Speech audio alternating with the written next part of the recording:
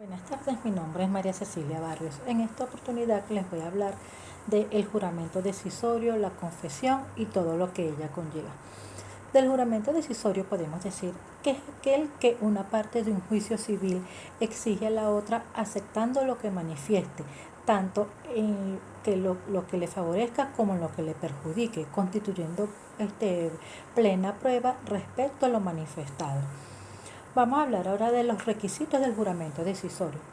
Para la validez del juramento se requieren los mismos requisitos que para la confesión. Estos son capacidad, consentimiento, cumplimiento de las formalidades y objeto.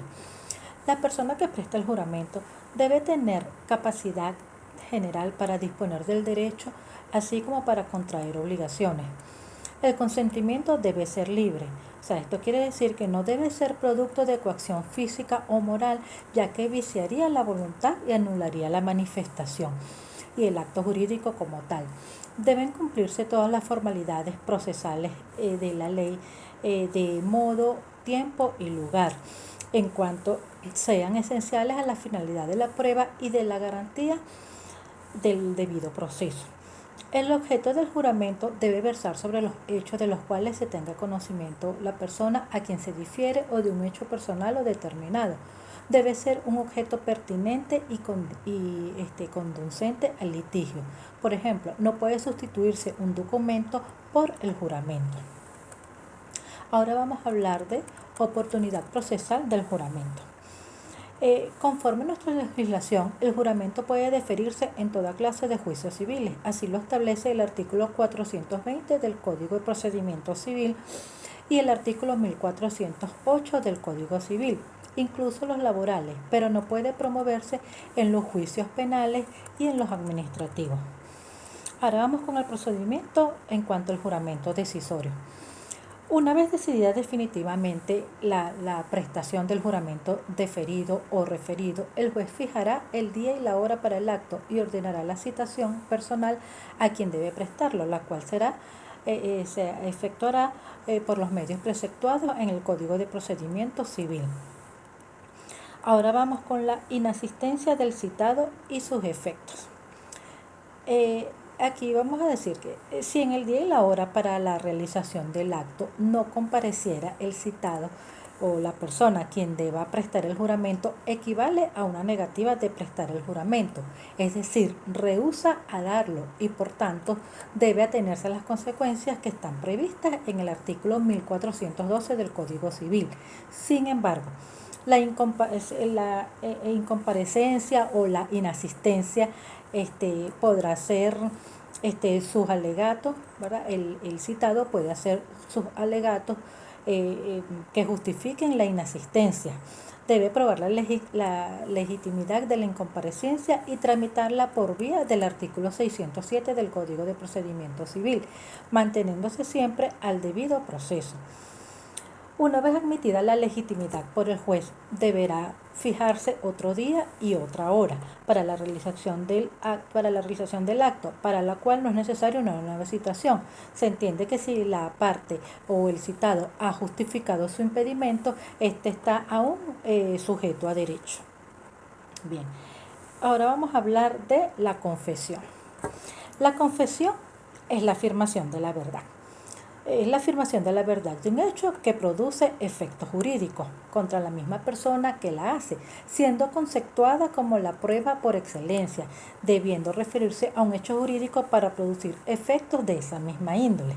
La confesión tiene la función de hacer plena prueba. Ahora vamos a hablar de las características de la confesión. Entre las características, entre varias, podemos decir que debe ser personal, precisa, debe ser una declaración de parte, debe tener por objeto hechos pertinentes al juicio, no puede versar o tratar sobre cuestiones de derecho o razones jurídicas.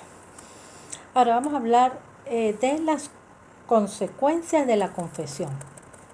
Si la confesión es solo verbal, solo se tomará en cuenta en los casos en que sería admisible la prueba de testigos.